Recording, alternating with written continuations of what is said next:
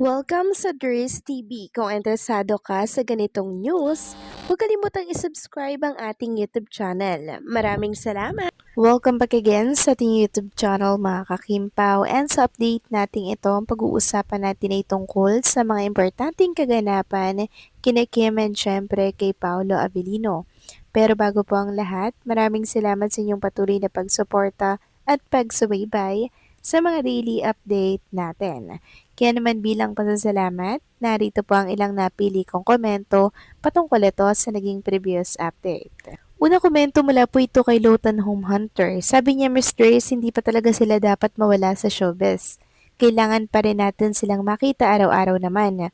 Huwag namang mawala ang mag-asawang Kim Pao. Kahit once a year man lang, gumawa ng movie and teleserye. Kim Pao forever, God bless us all, take care always. Correct, Lotan Home Hunter. Hindi pa natin kayang mawala si Kim and Paolo. Yung weeks pa nga lamang na wala pong paayuda or paramdam si Kim and Paolo. Sobra na natin silang namimiss, 'di ba? Na para bang nababaliw tayo, hindi po kompleto ang araw natin, 'di ba? Hindi po tayo sanay. Kaya sana hindi naman biglaan ang pag-alis nila sa showbiz. Sana magpakita pa rin sila kahit na mag-settle down na sila, mag-asawa na sila, 'di ba? Sana wag nilang tuluyang iwan ng showbiz dahil ang dami naman mga seniors na malulungkot pag iniwan nila ito ng tuluyan. 'Di ba? So sana 'wag yung biglaan, 'di ba? Magkaroon pa rin sila ng time, gawa ng project, or makita pa rin si Kim Chiu sa It's Showtime kahit dun lang mga kakimpaw, 'di ba? Kasi yun lang yung happy pill natin pag wala silang project together, 'di ba? So sana ay 'wag tuluyang mag-iwan or umalis sa showbiz. Yan lang yung wini-wish ng mga Kimpaw fans. So, maraming salamat sa komento, Dotan Home Hunter. God bless and mabuhay ka. Next comment naman mula po kay Ginang Nenita. Sabi niya, wala nang balak pang matandem si Paulo sa ibang artist dahil iba na ang situation. Mayroon ng girlfriend si Paulo. Si Paulo Dores hindi yan basta-basta. May delikadesa yan siya. Before siya magdesisyon sa isang bagay, iisipin muna niya kung hindi ba ito makakasakit kay Kim. Hindi ba ito makakasakit sa mga Kimpaw fans. Hindi yan siya padalos-dalos mag-decide. Aside from that, Dores, mula lang sila na ni Kim, hindi nyo ba nakikita na sa mga interview niya, kung may isagot siya, Dores, ang mga mata niya, nag-ask ng pahintulot kay Kim. In fact, mayroon na siyang boss ngayon, si Kim Durs. Kung sinong isasagot niya, parang nakadepende kay Kim at marami ng ebidensya, Durs, na ginawa yan ni Paulo, like pagbibigay niya ng bulaklak kay Chinita tuwing Valentine's Day, kapag tingin niya MJ Felipe nag-wait siya sa paghintulot ni Kim sa mata lang niya ang mga signers. Huwag na mag-expect pa na may ibang tandem si Paulo. Tied na yan sila. Ang lahat nakadepende na kay Kim. Si Paulo ngayon takot kay Kim. Hindi na siya ang Paulo na maangas managot. Totally transformed na pagkatao niya dahil sa pagdating ng babae na pinakamamahal niya. Gagawin niya ang lahat para kay Chinita. Period. I like your comment, Ginang Ninitan, na talaga namang takot si Paolo Avellino kay Chinita Princess. Kung bagay nakadepende si Paolo sa mga magiging sagot niya. Depende kay Chinita Princess dahil syempre mga kakimpaw, ang tagal pong iningatan at inaasam-asam si Kim Chu. Kaya naman sobrang ingat niya sa mga isasagot niya, sa mga ikikilos niya dahil isang pagkakamali niya lang mga kakimpaw, for sure wala na siyang second chance kay Chinita Princess. Kaya alam niya ang boundary niya, 'di ba? At maganda 'yan mga kakimpaw. So maraming salamat sa komento, Ginang Nenita. God bless po at mabuhay kayo. So eto na nga, pag-usapan na natin ang mga balita po na nakalap natin sa gabing ito, at unahin na nga nating pag-usapan ng tungkol dito kay Nadine Lustre.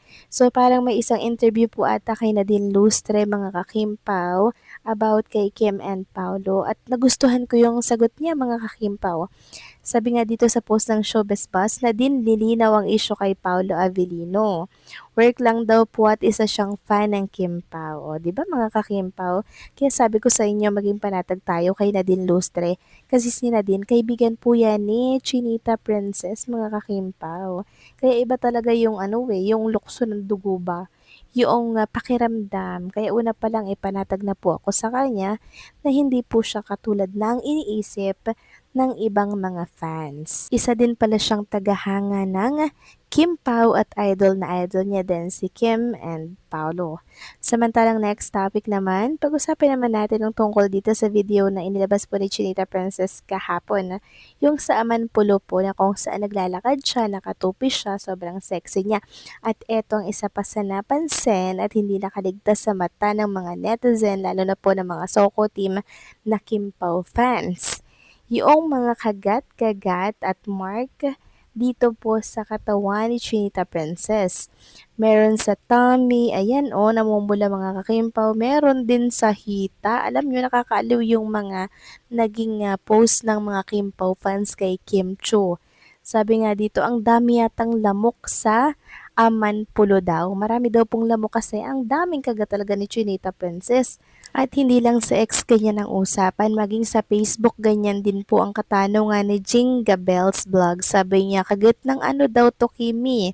A langgam, B lamok, C tao. At sobrang aliw nga naman ang mga komento ng mga Kimpo fans natin dito. May nagsasabing, mukhang wapo ang lamok. May nagsabi pang, ang laki ng lamok siguro. Tapos may nagsabing, ipis yan eh. Tapos sabi pa ng isa, parang di lamok ang kumagat. Then, sabi pa ng isa, malaki ba ang lamok? So, iba-iba yung mga iniisip at komento nila mga kakimpaw, no? Laki naman kasi ng kagat ni Chinita Princess dyan. Namumula tuloy, ano? So, ano kayang kumagat dyan? A, no? A, langgam. B, lamok.